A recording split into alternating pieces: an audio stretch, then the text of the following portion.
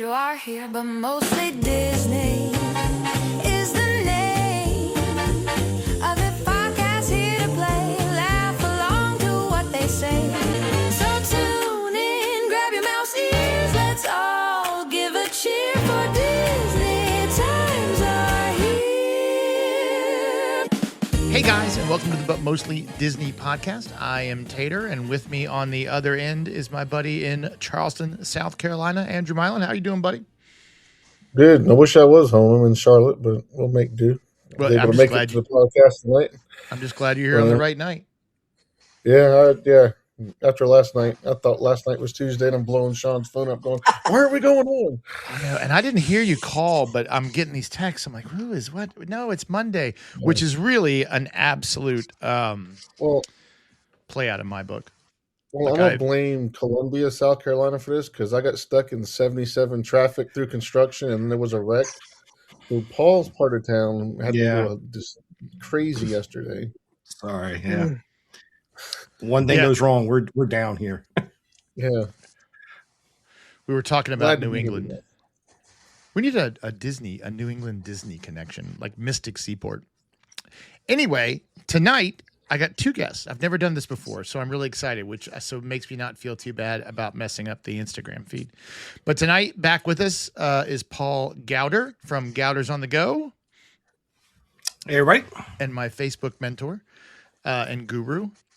And then Jen is joining us. It's okay to call you Jen. I put Jennifer on the name tag, but and Jen is I thought I was in trouble. No, that's right. You come right up here to the front.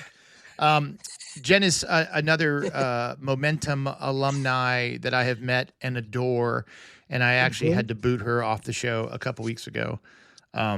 I was double booked, like again, right, wrong night, too many guests. I mean, these are podcasting's hard, guys. And so tonight we can run through a myriad of topics. I have some questions if we need them, but I don't think we're going to. But Jen, tell us about. Let's start out with what you are getting ready to start creating, because I'm excited about it.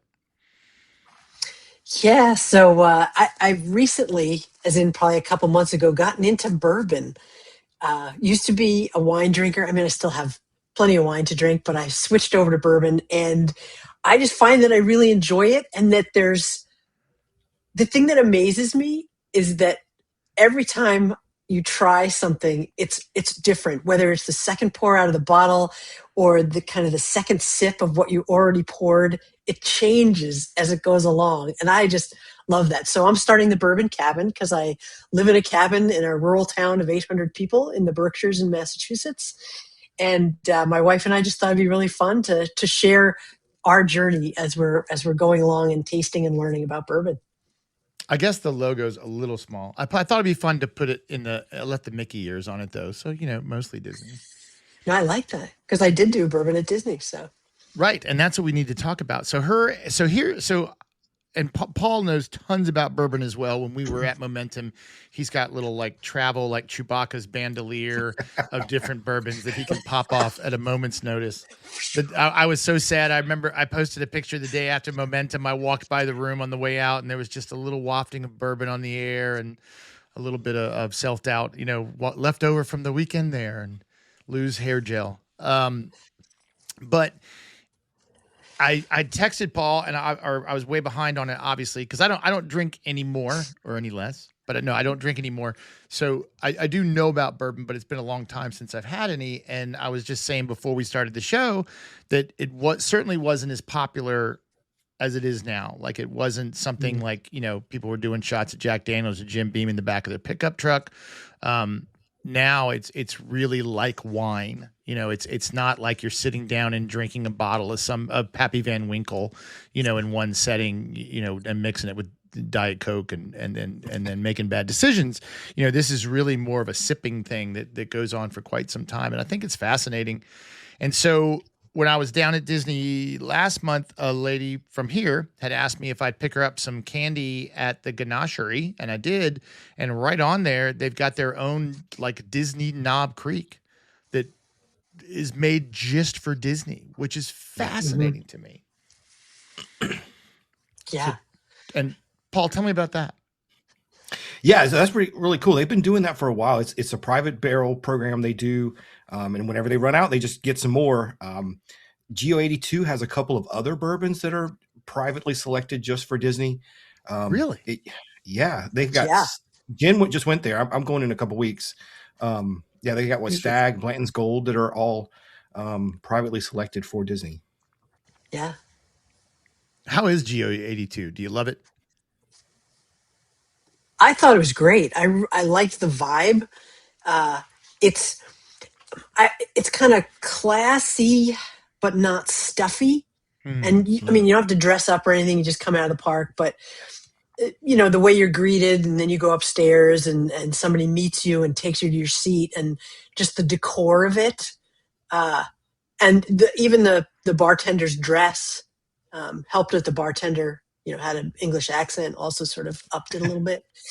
But yeah, I'm a sucker for English accents, but British accents. But it was, I thought it was really nice, and the food was good. I just had a flatbread, and the bourbon was great. And they had 4 different kinds that you could sample in a flight, and they were all individual, like Disney barrels.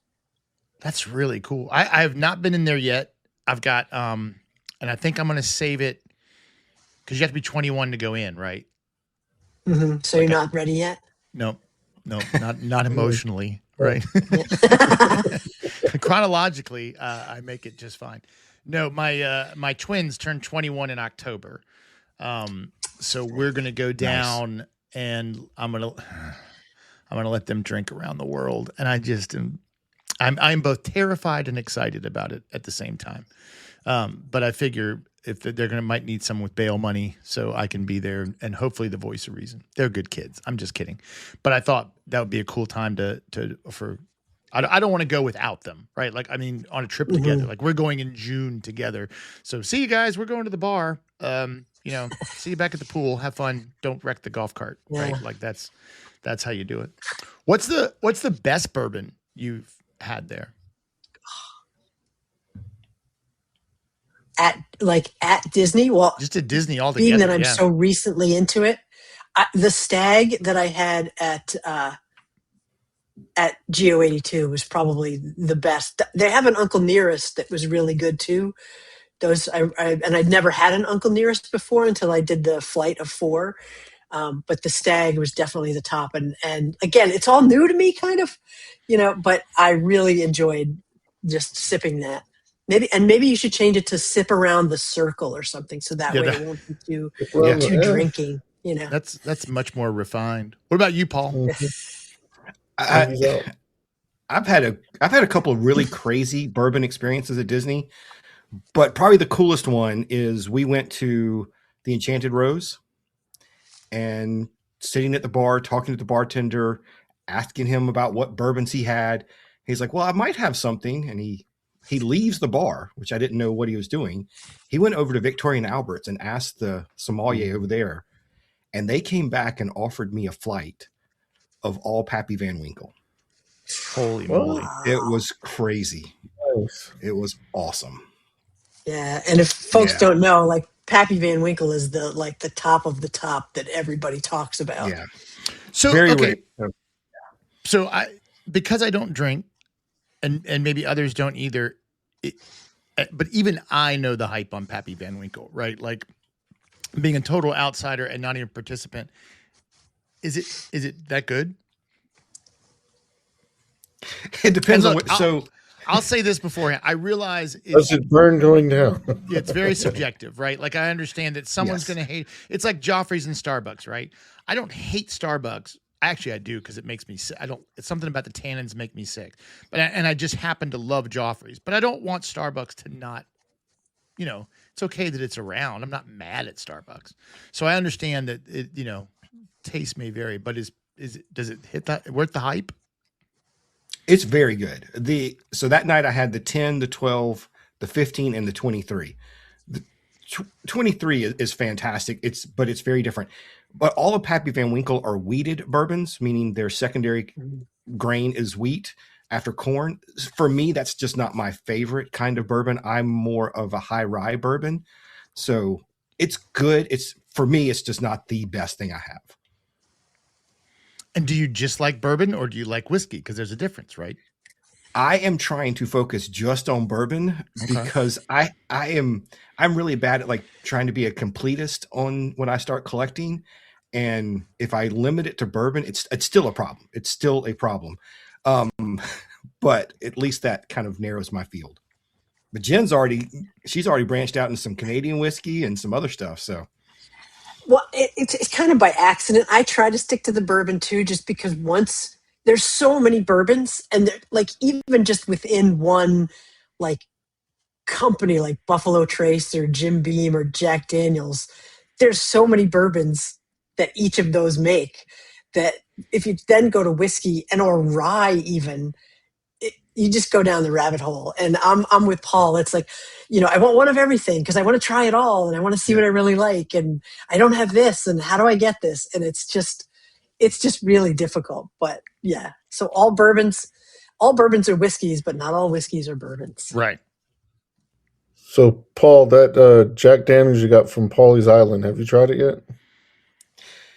yeah, so crazy thing is I found that one and paid a little high on that one. I paid more than retail on it, unfortunately, because I've been looking for it for a year. And then this past weekend, my wife gets a phone call. She won a bourbon lottery, and I got to buy another bottle of it at MSRP. Oh, nice. So yes, I have opened one of them, and it's fantastic. It's a Jack Daniel's 14-year. It's fantastic. It really is like a Disney level madness, right? Like I can see how the Disney mind and the bourbon mind exist together pretty easily. But because we just had, and my best friend owns a bar. I've been a bartender since I think I started in 1991 when I was 20, so I've been doing it for, technically I still do it. I just haven't, I don't go into work, but I'm technically still employed as a bartender. So it's interesting to watch it progress. But I didn't realize how long this bourbon craze has been going because I saw someone post on Facebook about folks lined up at the liquor store, and like, why? Oh, I bet there's a bourbon drop. I bet they're propping something down that they've got 4 bottles of. And my buddy was saying, yeah, people drive to Richmond, which is 2 hours away from here to go get a bottle of bourbon because we don't get it down here. I mean, it's crazy. There's a liquor store. It's about 2 hours from here, in Georgia. And they have a big Father's Day drop. People camp out 5 days ahead. That's not me, but there are people who camp out 5 days ahead for their Father's Day drop. Yeah. Well, Well, New Hampshire, owns the government sort of owns the liquor store in the state of New Hampshire, and so they may send out an email randomly on a Friday that says ghost drop, and they say, here are all the things that we have for sale, and here's what the cost is. And if you're not literally like in the store when they drop it, or somebody didn't like give you a heads up, unless you're in a rural area, like you're going to have a hard time getting it because it's crazy. That's wild. It's so crazy. Disney does the same stuff, right? With merch and Funko Pops and everything Pin else. drop.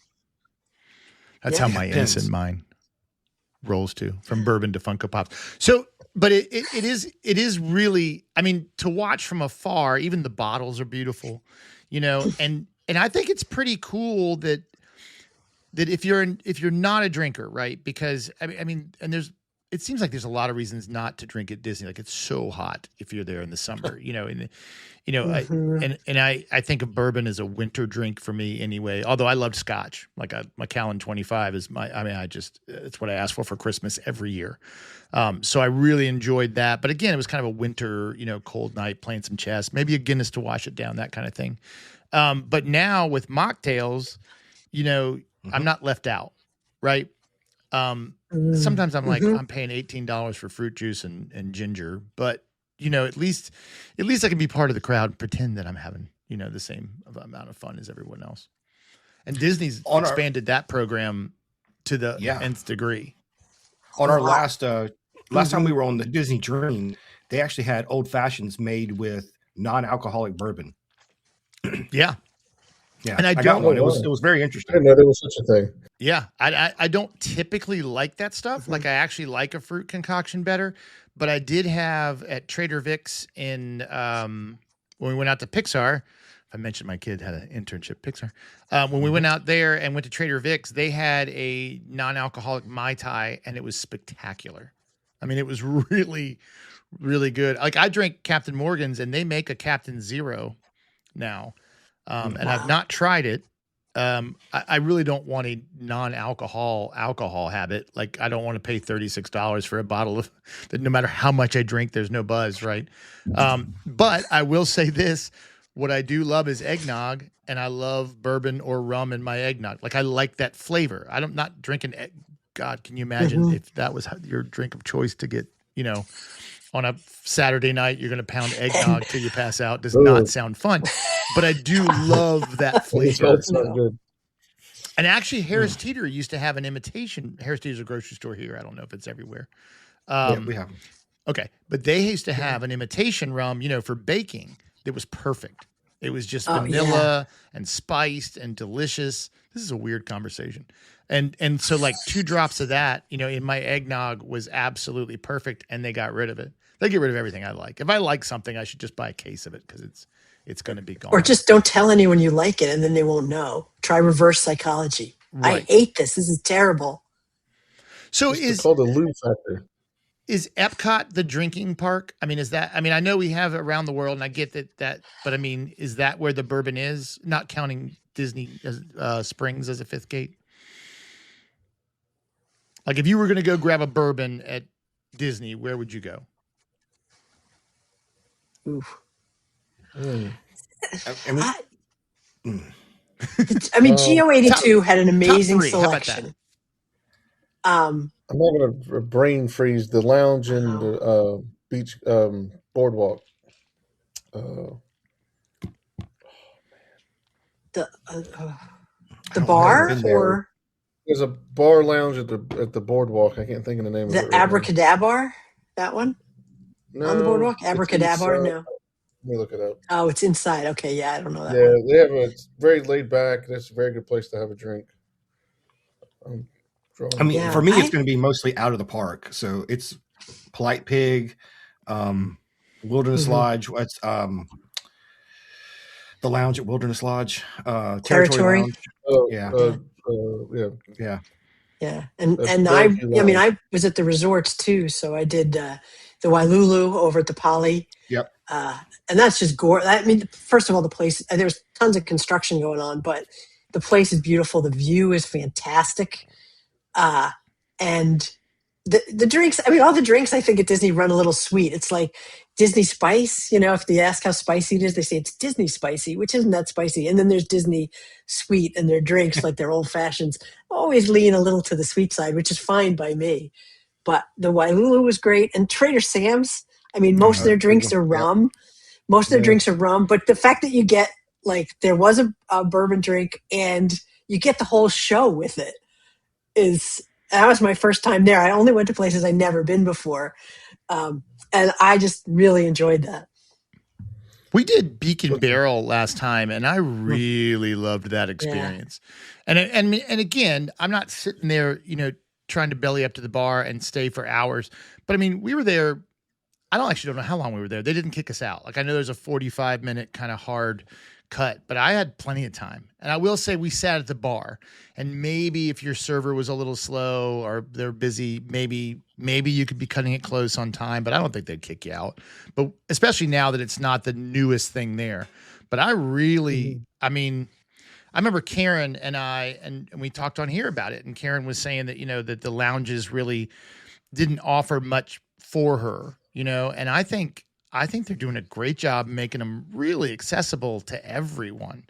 And Beacon Barrel's a show, right? I assume most of those are rum drinks. I didn't even look. I mean, my kid had a rum drink because it came in a cool skull, and then I had whatever the non-alcoholic one. It was a great experience, for a lounge, right?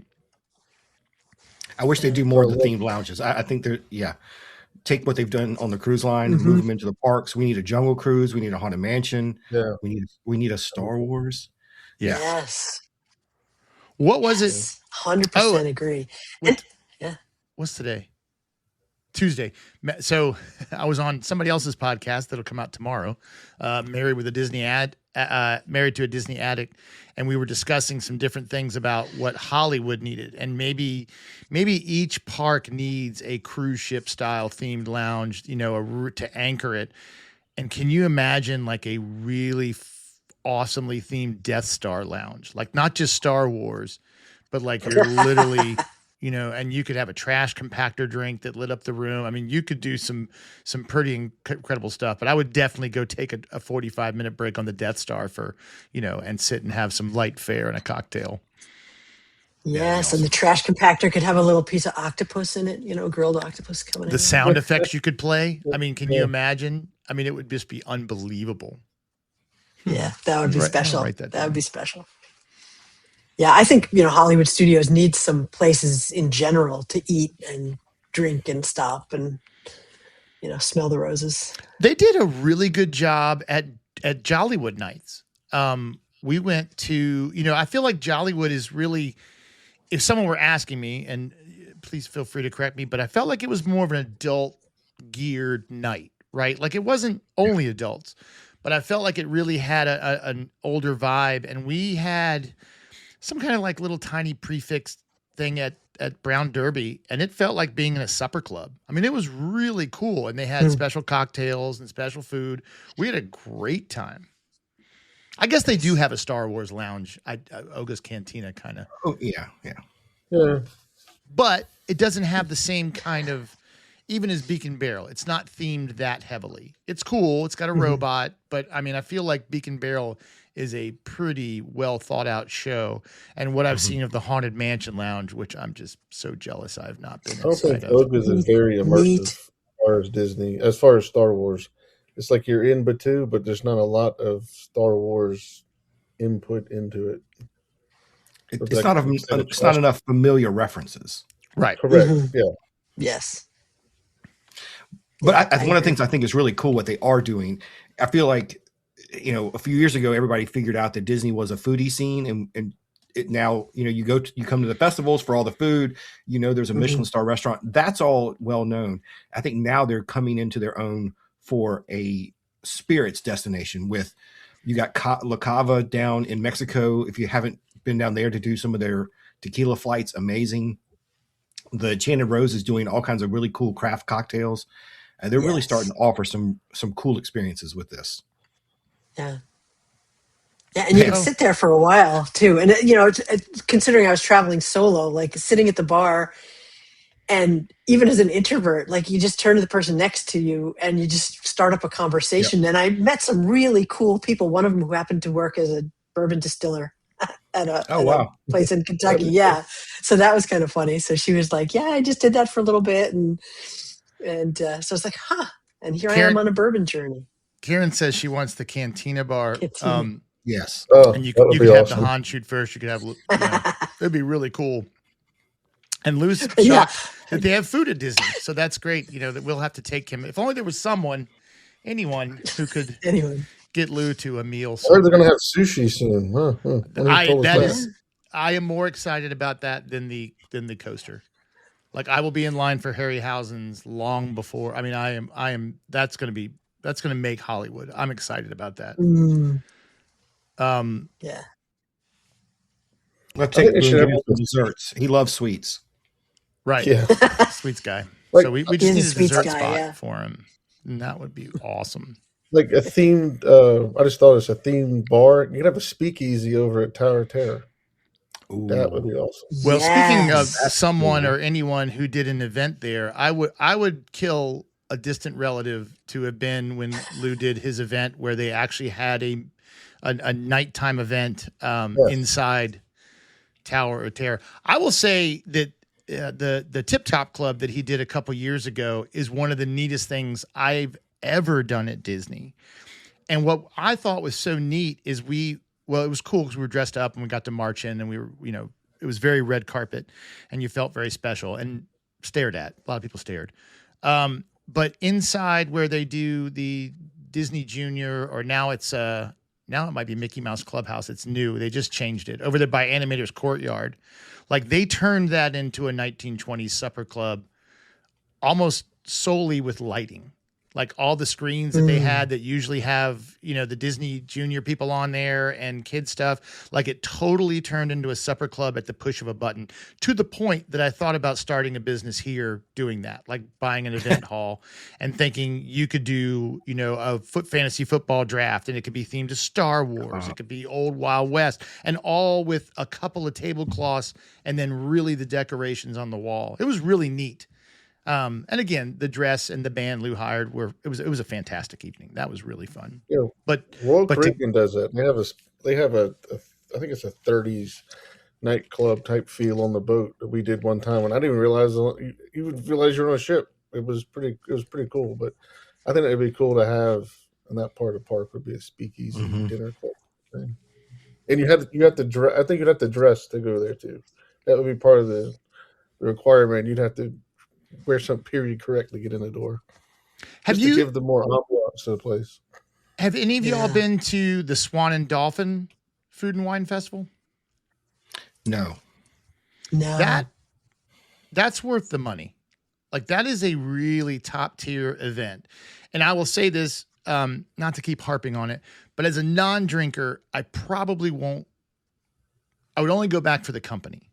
Let me put it that way, because I felt it was expensive, right? Like $200 a ticket or something like that. Yeah. And it was expensive, but if you drank, it was so worth it, because they had, you know, they probably had, I think I counted 72 booths, and of those, maybe 35 or 55 were alcohol, beers, wines, spirits, everything. And they did have one, like Liars is a non-alcoholic alcohol brand. And so I did have a cocktail there that I really didn't enjoy, to be honest. But I mean, it was cool that it was offered. But to walk around there and sip and taste is pretty cool. I'd highly recommend that. I know Lou loves it, and I enjoyed sitting with him and his wife, and it was a neat crowd. So again, I would definitely cough up the money to go for the company. It was worth it. But that's a neat event, and I highly recommend if you can make it down for that. That's a good one. Nice. That's in November? I believe so. Yeah. Yes, it is. Because my wife and I did that. It was our anniversary trip. That's what we did. Nice. And Rich has been trying to get me to go. Yeah, I saw Rich there. Yeah. That was, my wife thought it was funny. He introduced me as the water fountain guy to his family. Look, you've made it. But, right. You know, I'll say, Paul, to kind of piggyback on your point, out of the 4 best meals that I can think of off the top of my head, only one was not at Disney. Like we had an amazing dinner at the Ritz-Carlton in Amelia Island.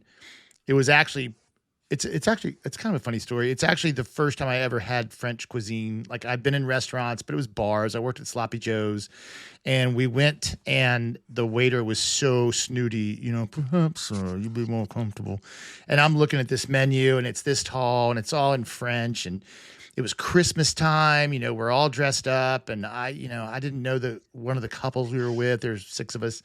And the waiter came back, and I was like, look, man, just bring me a big snifter of Captain Morgan's with a lime and some food. I can't read this. I don't know what's on here. I just want to eat well. And the waiter kind of went, dude, like he totally turned off the snooty, you know, Ritz-Carlton persona, and just sat there with us and absolutely gave us a 12-course meal. The chef came out. What do you guys eat? We eat everything.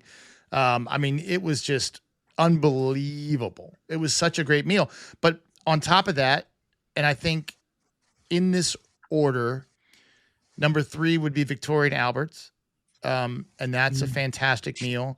And then we did Ashante on the Wish, and that was fantastic. Unbelievable.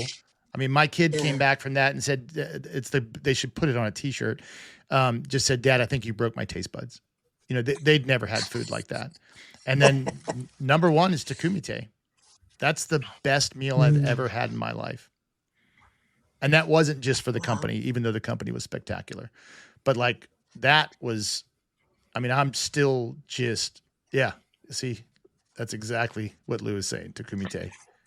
And Lou, if there's a bourbon event, how about send me the details so I can find out about this, please? Yeah, if only he knew somebody or knew I know. Send anybody. me a message. Oh, that's next month's meet of the month. We're having a bourbon meetup. That works. I didn't mean to start something. I know. Darn, I shouldn't have gone this month. So, I mean, it makes perfect sense that bourbon is super trendy right now and delicious, right? I mean, they're doing some things that are just incredible, and so why not? They're doing this with the food. You're exactly right. Why not? Oh, see now I'm distracted by that. But everyone knows that I just can't keep my eye off the chat. If you don't follow Lou on Instagram, please head over now. Stop listening.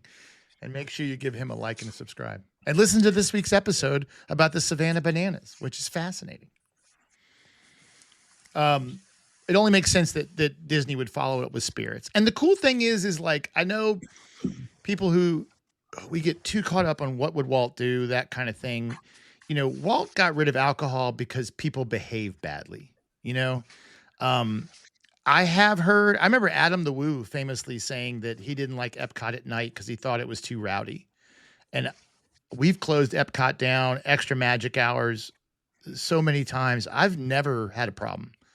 I know it happens, don't get me wrong, but I've never seen it personally. I was never like, earmuffs on the kids and closing their eyes. Have you guys ever seen that at Epcot where it's, I have two good stories for that. Here we go. One, we were there during college cheerleading championships at Epcot, and we got on our bus to come back, and it was full of cheerleaders, drunk, and they were out of it.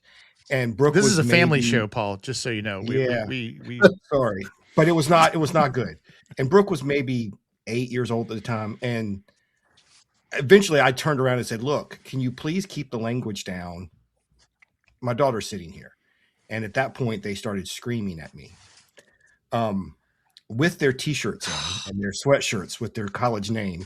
I messaged the athletic director the next day, and there was some consequences. But then the other one, we were in line at Three Caballeros.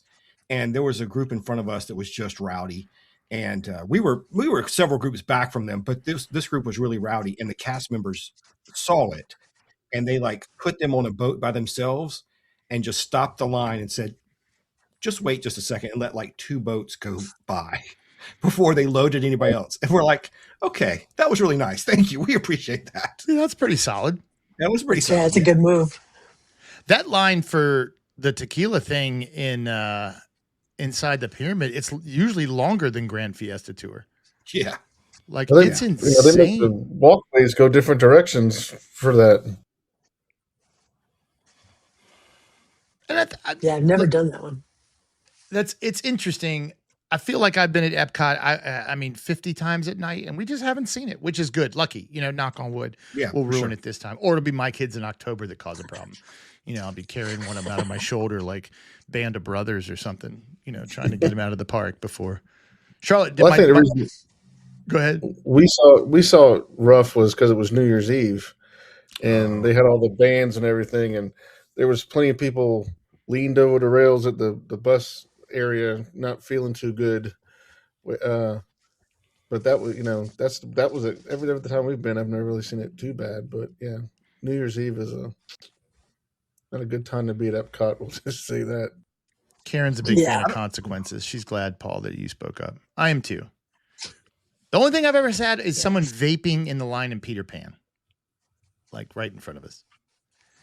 And it honestly only bothered me in theory. It didn't smell bad, but my kids are there. I'm like, come on, guys.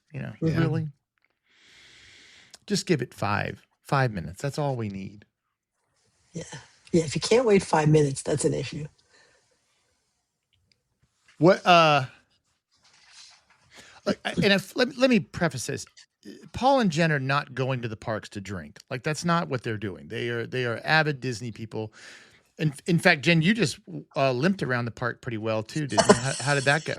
I did. So I had a knee replacement in March, and I thought, like, you know what? I'll go to Disney, and that'll be a good test of my knee and my stamina. And so I had a trekking pole and mostly to help people get out of my way. Hey, here she comes.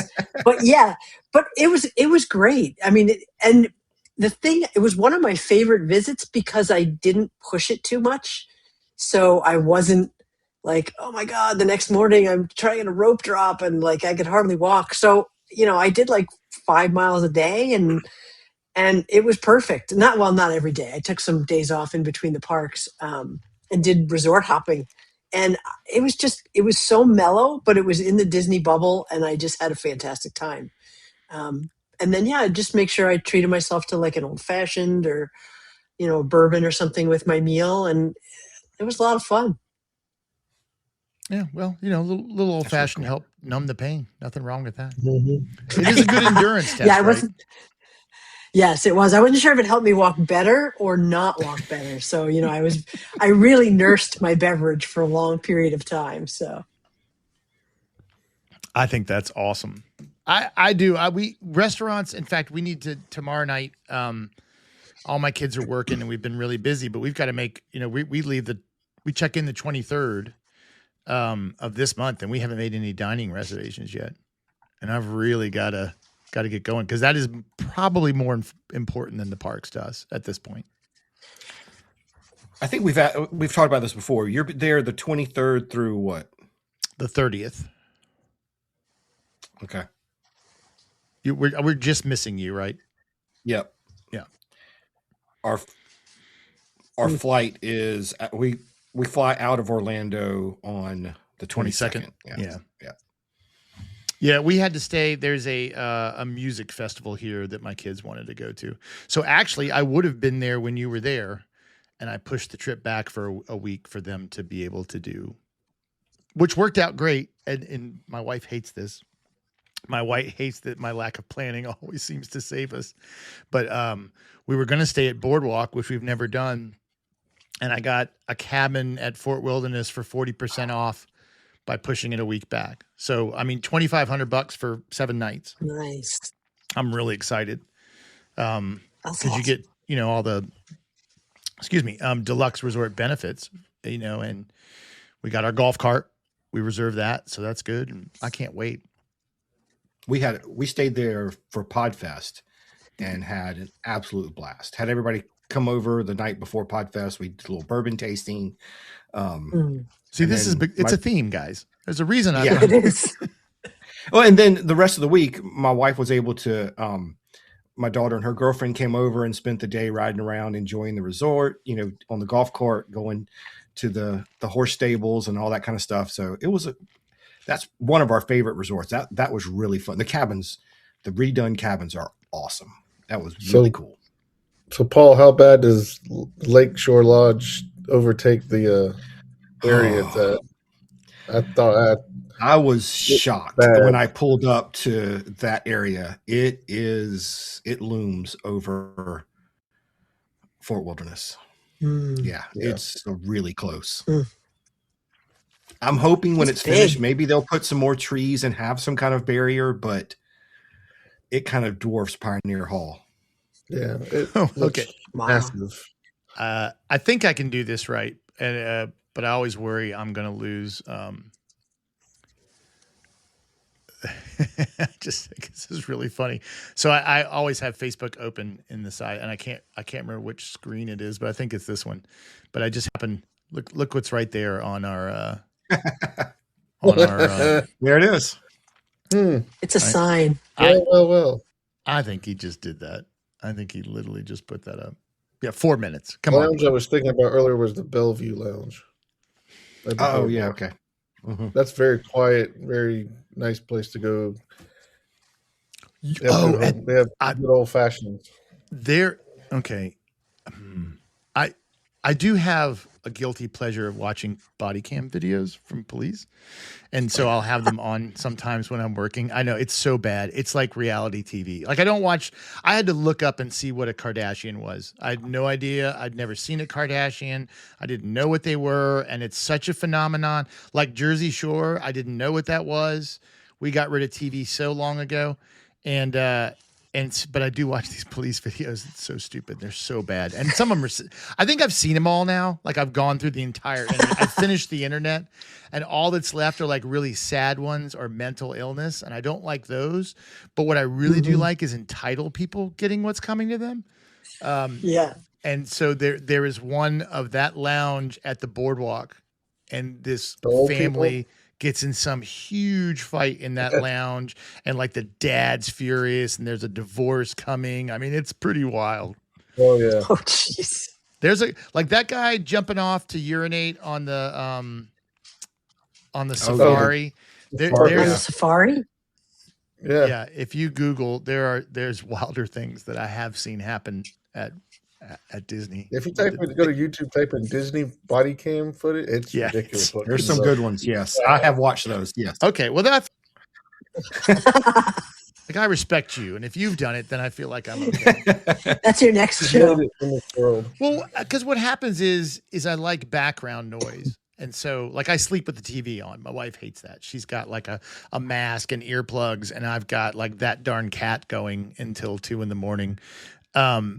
So I've got 2 monitors, and over here I'll have something playing because otherwise my mind goes too fast. So I need something to kind of ground it.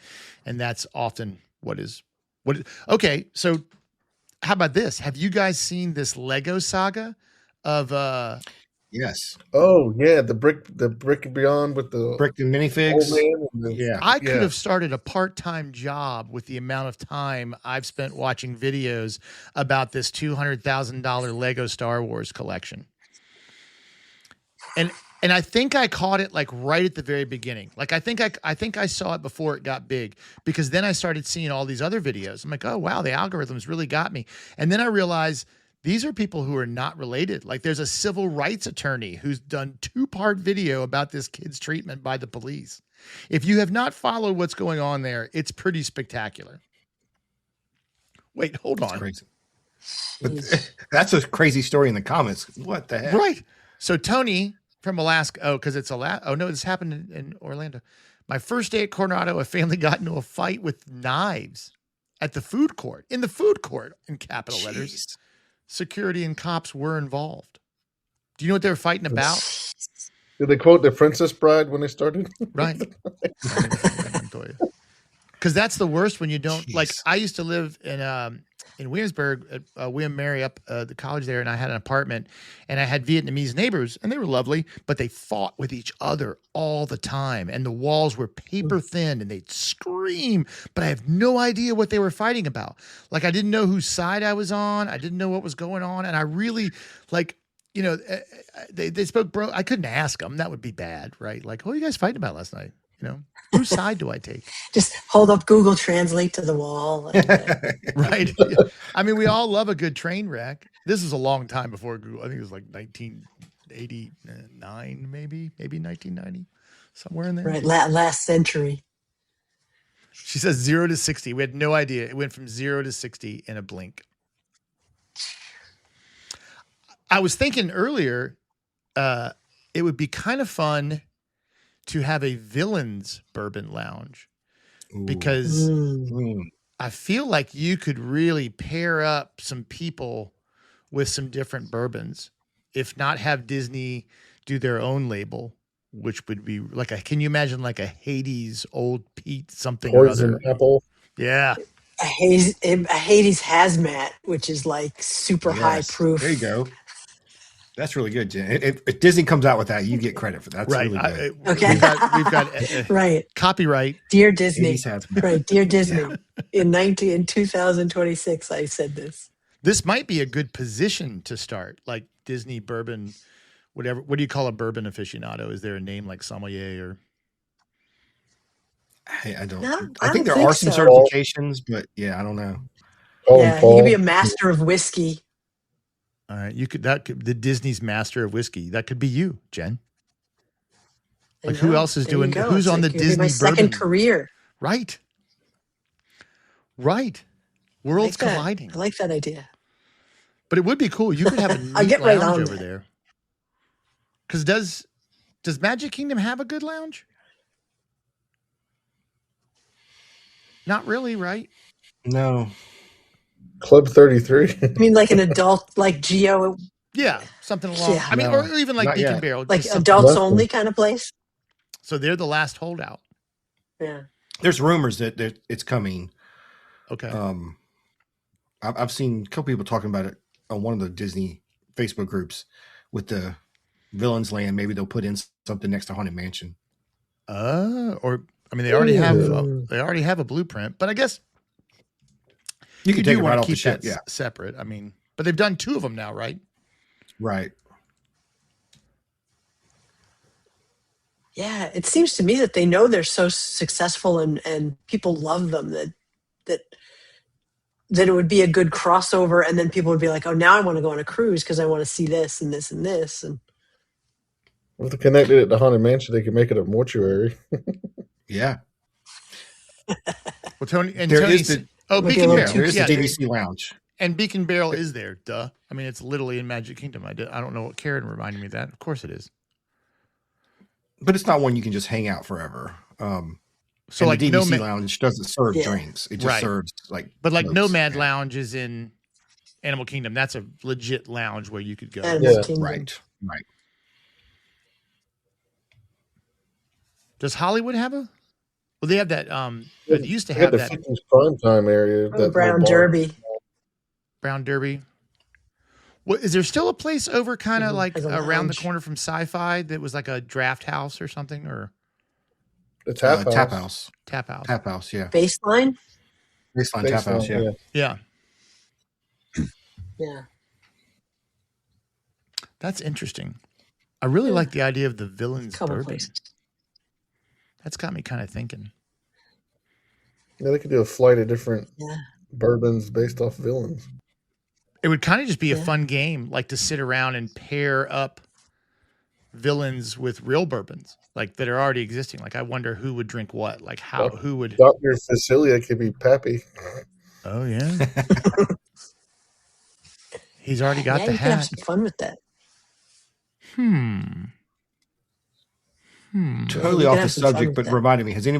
Have y'all done the Dr. Facilier experience on the Destiny? No, Mm-mm. what is that? Fantastic. So good. We did it on our last one.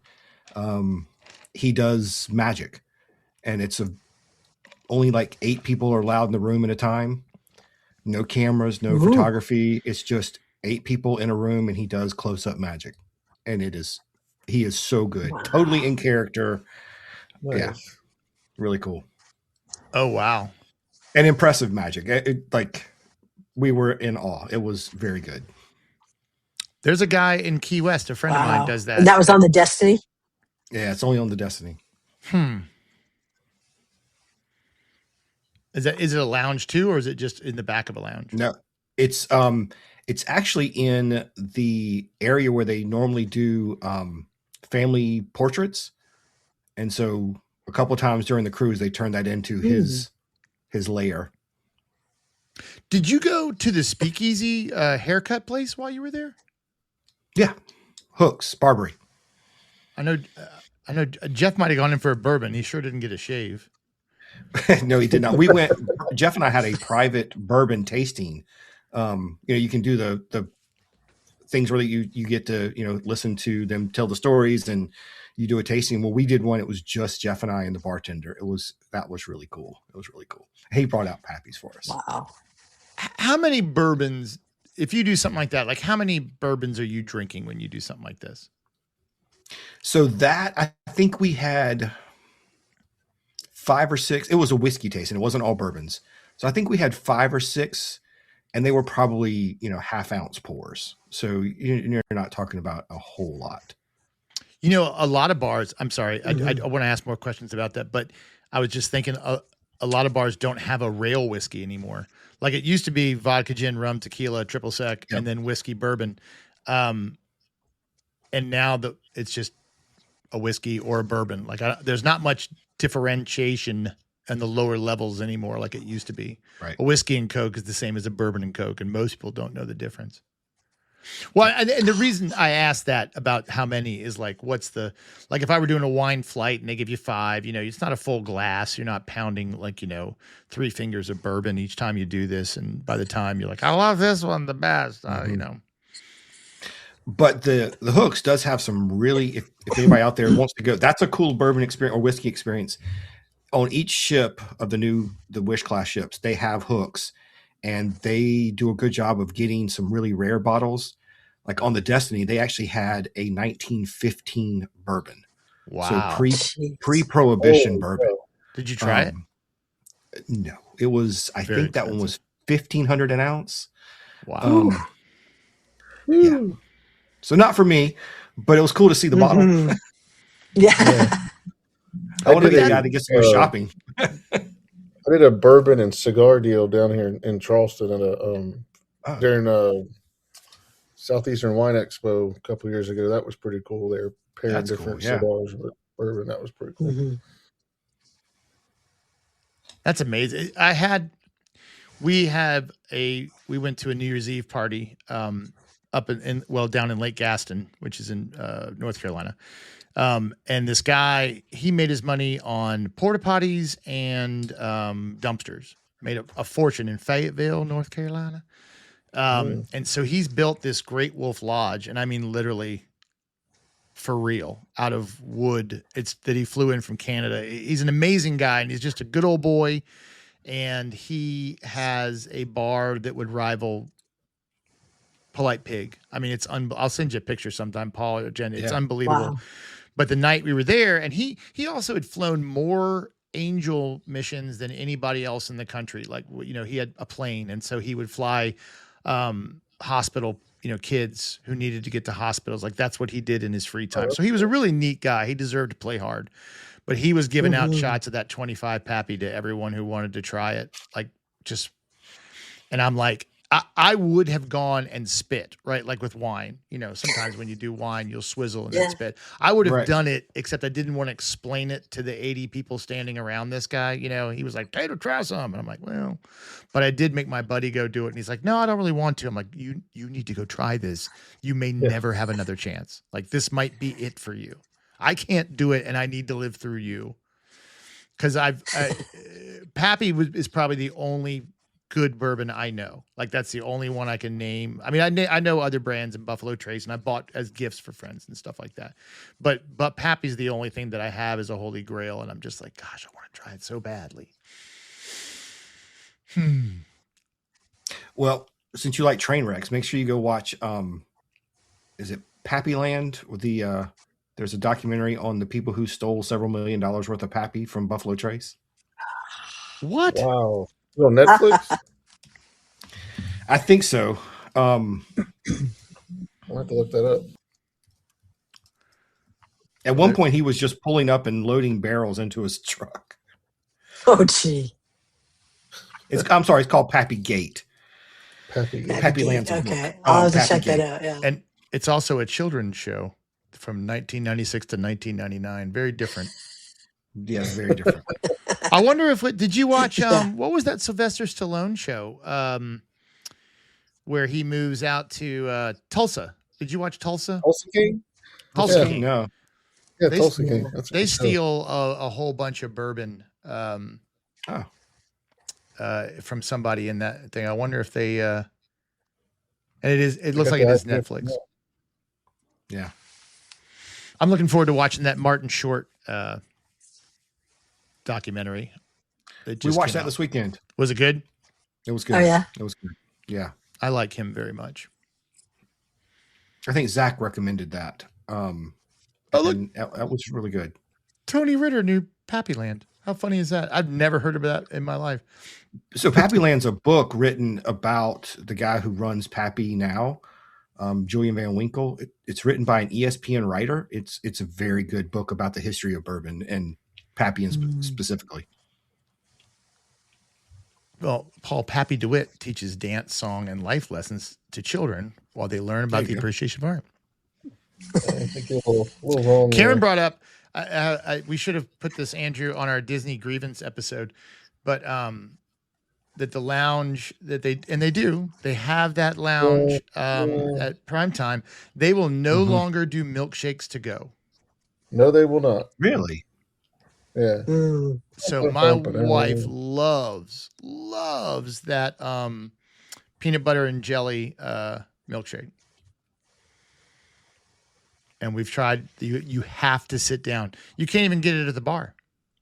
Like they no longer serve. We used to stop there Yeah, all the time. I wish they'd That's say that because wild. we got done eating, and my daughter's like, "Can I get a milkshake to go?" Like we've done it before, and they're like, "Nope." And she's like, "What?" And Disney So she had doesn't to say get it no milk very right now. often. No, Like I and they know were I like, looked we're like, no. I Okay. looked pretty deflated when they said no. And we tried again last year just to see. Nothing. You didn't try Nothing. the "Don't you know who I am" line, and they still wouldn't No. do it. If you ever hear me say that, you should just run me over with a truck. Or it's a cry for help and I've been kidnapped and I'm trying. My name is Lou Mangello. Don't you know? Right. Do you know who I am? That's MON. You're a little tall for him, aren't you? We should get Lou that shirt. Aren't you a little tall for a podcaster? That would be really funny. Well, we need to chat more often because we've come up with a lot of good ideas. Hmm. On that Destiny cruise I was on, Becky brought tattoos of Lou's face to give to everybody, temporary tattoos. So that was pretty fun. That's hilarious. Of what? Of Lou's face. That's hysterical. This is They're what probably I on think. eBay right now. So I think on Momentum we need to do something. We gotta. We can't let Becky be the only one that does that. We got to do something at Momentum. Maybe we should call Becky and Get ideas. I've got now I may have to get a whiteboard just for these conversations. Thanks, My Karen. wife does. See, this is why I Make love to shirts. chat. I wonder if I can get that made.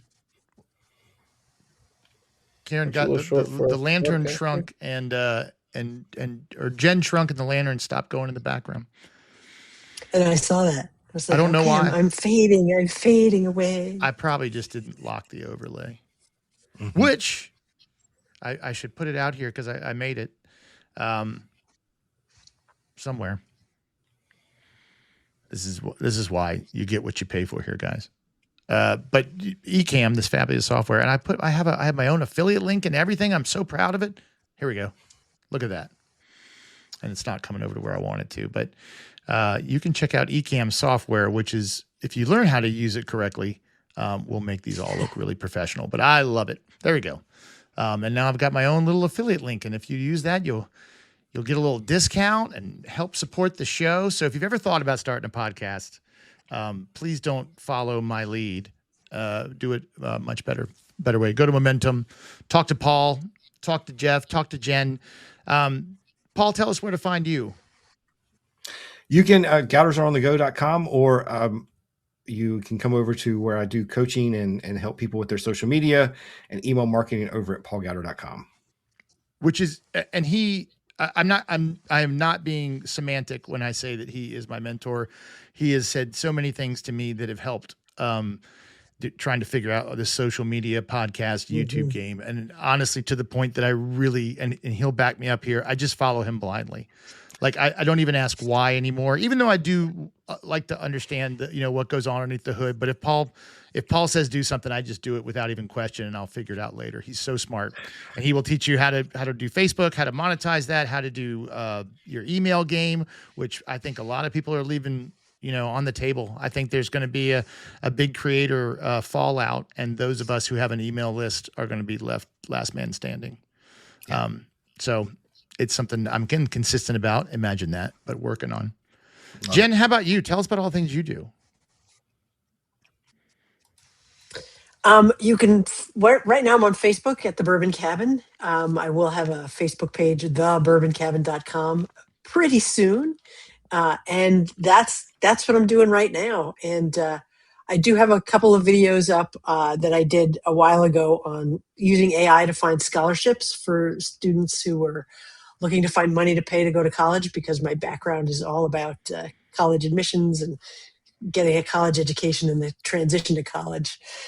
So I did a few of those to hopefully help some people. But now I'm concentrating on the bourbon cabin and sipping bourbon. And I agree with everything you said about Paul, but I would add also that he is a bourbon Obi-Wan. Oh, that's a high compliment. Yeah. Anytime you use Star Wars to compliment somebody, that you know they're doing well. Up tier. Yeah. Andrew, how's the YouTube channel going? Good. When I get home tomorrow, I'll finish up Tomorrowland video we did. I will say Paul and Jeff's Friday YouTube videos are awesome. I have them in the background, play them in the background at work, and pick up a lot of stuff already on that. So I appreciate that. That's an awesome thing y'all do. But, I need an affiliate link for Jeff for Creator News Live. Yeah. And Andrew's correct. I watch that. I see him in the chat, and I watch that pretty religiously. And also, if you want to talk to Paul, he does that coffee hour, so you can sign up for On the Go, can't you? And join that. Anyone can join that, correct? Or did I just? It's open. Yep. On the way community.com. Yeah. And that's, I've got that bookmark and I read that all the time. Jen posted in there today and we trade ideas back and forth. It's just a cool place to be. It's a great group of people that somehow, again, he won't take credit for it, but Lou's kind of put together in orbit. And I'm so grateful to be around them. And Andrew will be along with us. Look, I lost my name tag. The whole thing's falling apart. And Momentum this fall. He's already signed up. Oh, fantastic, man. That's awesome. So he'll be there. Can't wait. Yep. And then you can just Google, but mostly Disney. And just to make sure Paul knows that I'm not kidding, please subscribe to my newsletter. We are going to, when's our next group call going to be there, Andrew? Let's see. Let's look at the old Apple phone here. Yeah, let me know. Again, we do this based on Alaska time zone. So Tony is the cornerstone of our group calls because I want to make sure she can make them because she comes all the time and is a lot of fun. I'd say the 27th. So if Tony can do the 27th, let's do the 27th. Oh, you're going to be out of town. I'm not going to be there. You're not going to be there. Nope. I could do the 20th. That's fine. I'll be at work, but that's cool. No, I don't want to do it then. No, it gives me a reason to disappear. All right. Well, we'll have to wait for a second. We'll pencil in the 20th and see how that works. But I do enjoy those, and those are a lot of fun. And the only requirement is that you're signed up for the newsletter. Karen, I know you're going to make it because we're going to be on East Coast. Of course, you're not chopped liver. See, my comment stopped over there too. That's weird. See, Karen. I mean, Tony can't make it the 27th anyway. The date may change, but the time zone is always so that Alaska can join us. And again, all you have to do is be signed up to that newsletter. And if you Google "but mostly Disney," or I think even now just "mostly Disney," I pop up, so it's easy to find. But please like and subscribe and comment. And again, if you guys wouldn't mind heading over to wherever you consume podcasts and leave us a little review, good, bad, I don't care. Just don't want to be ignored. So thanks as always, Paul, Jen, thanks for being so generous with your time. I really appreciate it. And thanks, Karen and Tony. And pleasure.